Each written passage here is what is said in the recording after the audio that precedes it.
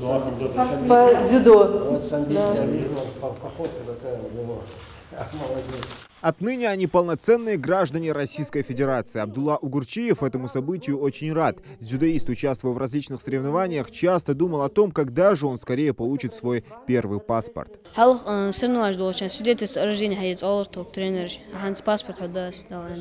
Главный документ, удостоверяющий личность, ребята получают из рук заместителя министра МВД по Ингушетии. Василий Пономарев рассказал лицеистам Магаса, что с получением паспорта у них отныне появились новые права и обязанности, за которые они будут нести ответственность по закону. Теперь вы практически самостоятельны. Теперь вы данные паспорта будете предъявлять при покупке билетов, при заведении счетов в банке и при других всех вопросах. У вас сегодня очень ответственный день. Кроме того, что вы паспорт получаете, вы действительно становитесь защитниками Российской Федерации. Поэтому прошу об этом помнить, не забывать. Паспорт не терять ни в коем случае, никому его не давать. Никто не имеет права у вас паспорт взять. Могут проверить, но забрать никто не имеет права. Помните это. Это документ, который не передается и всегда находится при вас.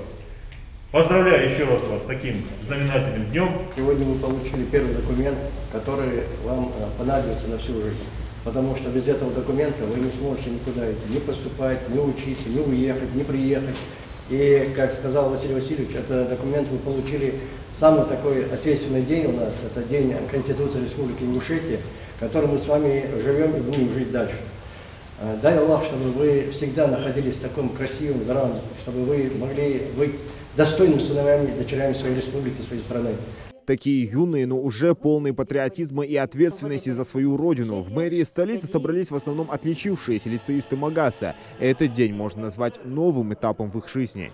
Я очень рада, что получила паспорт, стала гражданином Российской Федерации. Теперь у меня есть свои обязанности и полномочия. Вручение паспортов приурочили к 28-й годовщине принятия Конституции Республики Ингушетия. И в столь юном возрасте о ее значимости ребята отлично знают. Конституция – это наш основной закон, мы ее должны придерживаться и беречь. 6 учащимся лицея Магаса посчастливилось получить паспорта в такой официальной обстановке. Отныне они полноправные граждане России. Зелимхан Калоев, Мухаммад Билакиев, Новости 24.